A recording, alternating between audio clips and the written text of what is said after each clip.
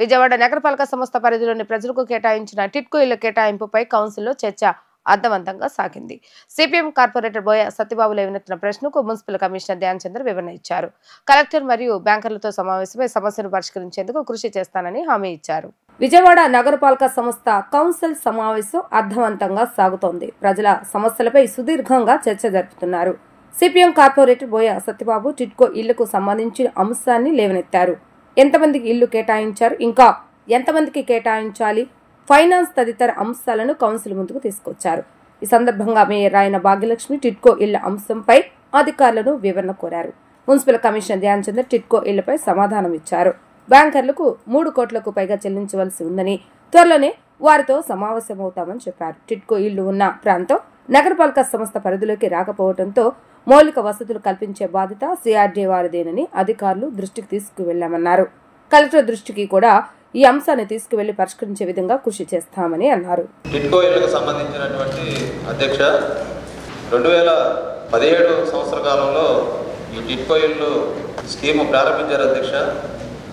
విజయవాడ నగరంలో 12,000 మంది పైనే డీడీల రూపంలో కార్పొరేషన్కి చెల్లించారు అధ్యక్ష. సుమారు 23 కోట్లు ఈ లబ్ధిదారు చెల్లించిన షేరుదారం చెల్లించాల్సిన దాంట్లో 19.85 కోట్లు లబ్ధిదారుల నుంచి వసూలు చేసినట్లు సమాధానం ఇచ్చారు అధ్యక్ష.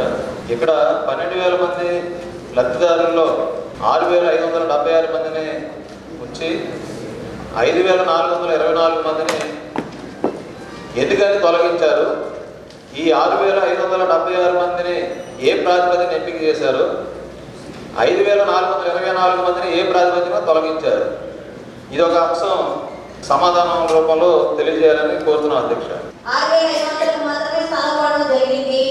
మిగతా 20 కోట్లు లబ్ధిదారులకు ఇవ్వాల్సి వస్తే జగన్ గారి గవర్నమెంట్ లోన 16 కోట్లు పైబడే అనేక డబ్బులు ఇవ్వడం జరిగింది. ఇంకా బ్యాలెన్స్ ఎంత ఉంది సార్ పియూసీ గారు?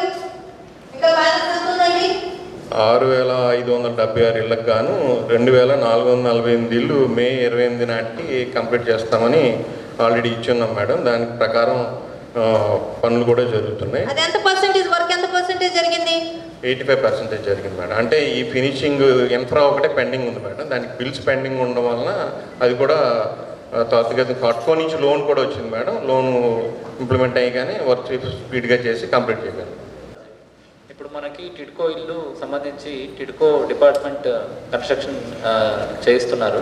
దీనికి సంబంధించిన ఇన్ఫ్రా ఏముందో, ఫర్ ఎగ్జాంపుల్ అక్కడ కావాల్సిన ఎస్టీపీ ఉండొచ్చు, రోడ్ ఉండొచ్చు, డ్రింకింగ్ వాటర్ ఉండొచ్చు, ఇదంతా కూడా విఎంసీ పరిధి బయట ఉంది కాబట్టి సిఆర్డిఏ చేయాలని ఒక ఇన్స్ట్రక్షన్స్ తీసుకోవడం జరిగింది. కాబట్టి సిఆర్డిఏ వాళ్ళు అక్కడ కావాల్సిన ఖర్చు అంతా చూసుకుంటారని ప్రిలిమినరీగా మాకు చెప్పడం జరిగింది. కాబట్టి మీరు చెప్పినట్టు డ్రింకింగ్ వాటర్ ఉండొచ్చు, ఎస్టీపీస్ ఉండొచ్చు, ఎక్సెట్రా రోడ్డు అన్నీ కూడా సిఆర్డీ వాళ్ళు చేస్తారు. మనకేం బర్డన్ లేదు. ఓన్లీ కన్స్ట్రక్షన్ వాళ్ళు చేస్తారు, సిఆర్డీ వాళ్ళు ఇన్ఫ్రా చేస్తారు. ఇంకా ఓన్లీ బెనిఫిషియరీ సెలక్షన్ మాత్రం ప్రతి మండే వస్తున్నారు మా దగ్గర కూడా, దాన్ని వాయిదా ఇప్పించండి, హౌస్ కూడా ఇవ్వలేదు అని. ఇది కూడా నేను ఎండి టిడ్కో గారితో కూడా మాట్లాడాను, ఇట్లా ఉంది ఇష్యూస్ అని. ఆల్రెడీ గవర్నమెంట్ దృష్టి కూడా తీసుకెళ్ళాము. బ్యాంకర్స్ కూడా మాట్లాడారు, కలెక్టర్ గారు కూడా మాట్లాడారు. ఎన్ఫోర్స్ చేయొద్దు, ఇన్సిస్ట్ చేయొద్దు, వాళ్ళ ఫోర్స్ చేయొద్దు అని కూడా చెప్పడం జరిగింది. మళ్ళీ నేను కలెక్టర్ సార్తో మళ్ళీ మాట్లాడి బ్యాంకర్స్తో కూడా మీటింగ్ పెట్టించి ఇట్లాంటి ఎక్కడెక్కడ హ్యాండ్ ఓవర్ చేయలేదు, దాన్ని ఇబ్బంది పెట్టదు నేను చెప్తాను. వాళ్ళు ఏ ఖర్చుల కోసమో, ఏ ఫీజుల కోసం, దేనికోసం అకౌంట్లో డబ్బులు ఉంచుకుంటే ఆ డబ్బులు వీళ్ళు కట్ అయిపోతున్నాయి. అది లబ్ధిదారులు అన్నది ఇబ్బంది పడుతున్నారు. కరెక్ట్, నేను చూసుకుంటాను, మాట్లాడతాను.